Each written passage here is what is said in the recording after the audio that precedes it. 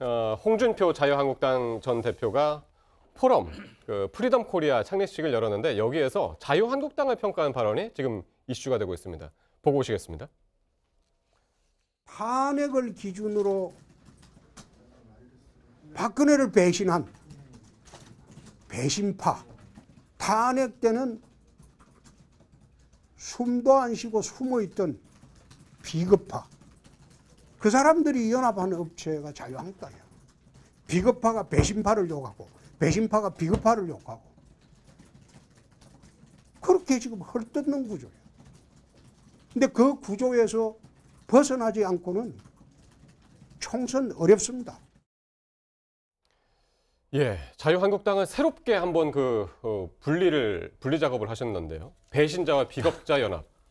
한국당을 전체적으로 이제 싸잡아서 그렇게 비판을 한 모습이었어요. 그렇습니다. 프리덤 코리아라고 하는 홍준표 전 대표가 주도가 돼서 이제 네. 보수 우파의 어떤 새로운 가치를 모으는 단체를 만들어 보겠다라고 한 자리였는데 그 자리에서 저런 말씀을 또 하셨거든요. 그러니까 현재 자유한국당 자체는 어떻게 보면 보수 우파를 제대로 대변하고 있는 집단이 아니다라고 하면서 양쪽 다 이제 뭐 싸잡아서 비난을 좀 했죠. 그리고 네. 말씀하신 것처럼 그동안 뭐 친박, 비박, 뭐 잔류파, 복당파 하다가 배신파, 비겁파라는 새로운 용어까지 나왔고 양쪽 다 그러니까 홍준표 대표 얘기는 박 전 대통령 탄핵과 관련해서는 양쪽 다 잘한 거 하나도 없다라는 거였습니다. 그래서 어제 사실 그 배경에 김무성 의원하고 김무성 의원의 그렇죠. 최근에 나온 게 이제 있었잖아요. 그렇습니다. 김무성 의원하고 홍문정 의원하고 서로 김무성 의원은 인터뷰 내용을 두고 홍문정 의원이 아니 박 전 대통령에 대해서 별다른 충성을 하지도 않고 오히려 폄하했던 분이 왜 나중에 이제 자기는 박 전 대통령을 제대로 모시려고 했던 식의 인터뷰를 했느냐 하면서 또 서로 약간 장외전을 벌였는데 네. 그 얘기를 하시면서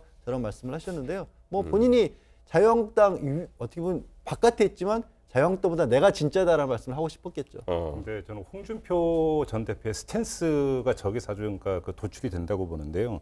자, 배신파와 비겁파를 싸잡아서 욕을 했습니다. 그러면 네. 싸잡아 욕을 하는 홍준표 전 대표의 관점과 시점은 1인칭 주인공이든 3인칭 관찰자든 네. 그럼 어떤 시점에서 보고 있느냐? 둘 다 문제가 있다라는 시각이니까 네. 그러면 탄핵에 반대했었어야 된다라고는 관점 하에서 저 이야기를 해야 된다고 보는 건데 네. 저는 여기에 지금 홍준표 전 대표가 수렁으로 빠져들고 있다고 봅니다. 왜냐하면 저런 발언이 홍카콜라하고 지금 연동이 되어 있는데 예. 지금 사실은 정치인들 입장에서 가장 먼저 다가오는 게 뭐냐면 행동하는 지지층이에요. 예. 거기다가 결속된 지지층입니다. 바로 눈앞에 있고 가장 힘이 되어 보이죠. 그러면 지금 보수 지지층에서 행동하면서 결속되어 있는 지지층이 누구냐면 탄핵 규탄하는 태극기 부대예요. 네, 그러니까 그러니까 그리고 제가 볼 때는 홍카콜라에 가장 먼저 달려온 어떤 집단도 아마 그들일 가능성이 대단히 높다고 보는데 홍준표 전 대표는 그런 점에서 아주 쉬운 길을 선택을 했다. 네. 쉬운 길을 선택을 했는데 저것이 당장의 어떤 가시적인 성과는 낼 수 있겠지만 그럼 외연 확장이 되면서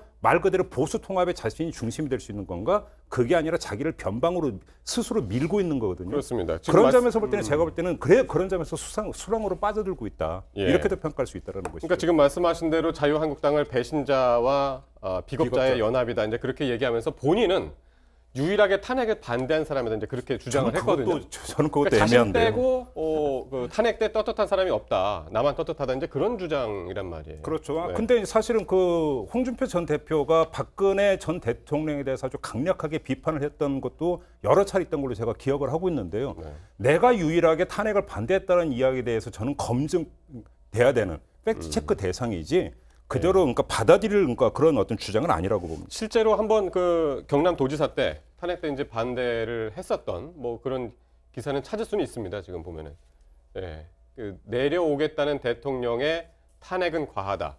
죽을 죄 지은 것도 아니지 않는가 그런 뭐 반대 의견을 냈다고 12월 4일 2016년 12월 4일자에 12월 9일 날 이제 탄핵이 됐으니까 그 전에 이제 저런 이야기를 한 건 맞는데. 문제는 그 뒤에 이제 대선이 이루어지고 그다음에 자유한국당 대표되면서 탄핵 문제가 불거졌을 때 그러면 본인이 그거에 대해서 어떻게 이야기했는가 이것이 종합적으로 이야기해야 되는데 예. 오락가락하는 어떤 발언들이 계속 있었다라는 겁니다. 네, 알겠습니다. 내년 이제 전당대회 출마도 예상이 됐었는데 이에 대해서는 나는 관심 없다. 선을 그었고요. 그 한국당 그 부분은 소주제에 불과하다. 나는 이제 보수 우파 전체를 보고 있다. 그렇게 얘기를 해서 이건 어떻게 해석을 해야 되는 거예요? 일단 본인이 한국당 내에서 입지가 많이 좁아졌죠. 한국당 내에서는 그 이전에 막말 파문 때문에 지지율이 많이 떨어졌고 민주당 지지율, 문재인 대통령 지지율이 떨어지는데도 이게 안 올라오는 이유 중에 하나가 그거였다. 결정적으로는 지방선거 때 후보들이 당 대표가 지원율 세우는 걸 갖다가 그 피해 다닐 정도로 지방선거 참패의 주요 원인이 됐다 해서 예. 입지가 없어졌고 전당대회를 한다고 그러는데 나오기도 쉽지가 않고 나온다면은 비대위에서는 뭐 제명 이야기까지 할 정도로 이제 이미 한국당에서는 입지가 없어진 상황에서 다른 네. 입지를 찾고 있는 과정인 것 같은데 본인 말씀은 맞아요. 뭐 배신파, 뭐 저 비거파 이야기도 맞고 이대로 가면은 이 구조는 안 된 총선 때 안 된다는 이야기도 맞은데 좀 전에 말씀처럼 그 시기에 본인이 당 대표를 했거든요. 네. 이 당에 예. 그리고 대통령 후보까지 했습니다. 예. 그리고 탄핵에는 반대했지만 나중에 탄핵당한 박근혜 대통령 더 떨어질 데도 없는 사람을 무리한 논리로 법 논리로 사실 뭐 경광부에 해가지고 말도 맞지 않은 건데 그 논리로 돼가지고 당원 당규 억지로 갖다 대가지고 출당시켰습니다. 내쫓았습니다. 예. 이런 것들이 앞뒤가 안 맞기 때문에 아하. 시원한 속 시원한 표현이긴 하지만 곰곰이 들어보면은 좀 이렇게 갸우뚱하게 되는 측면이 있어서 예. 물론 본인 이제 앞으로 이제 총선 앞두고 총선 승리하려면은 야당이 대통합을 이루고 쇄신도 해야 된다라는 예. 그런 문제 인식을 가지고 그런데 좀 기여를 해야 본인의 정치 입지가 생기지. 여기도 또 자기가 입지가 없다고 해서 빠져나왔다고 해서 마지막으로 하나만 예. 여쭤볼게요. 그러면은 홍준표 전 대표의 예.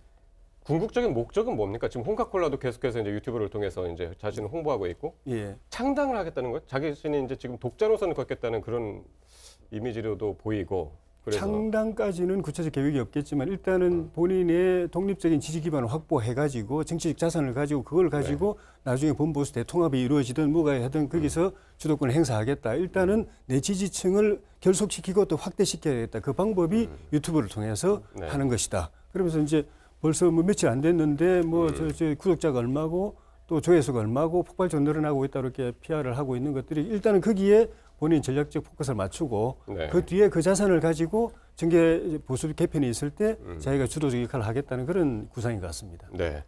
그 목표를 얼마나 잘 이룰지는 함께 지켜봐야 되는 또 다른 이제 문제 같습니다. 네.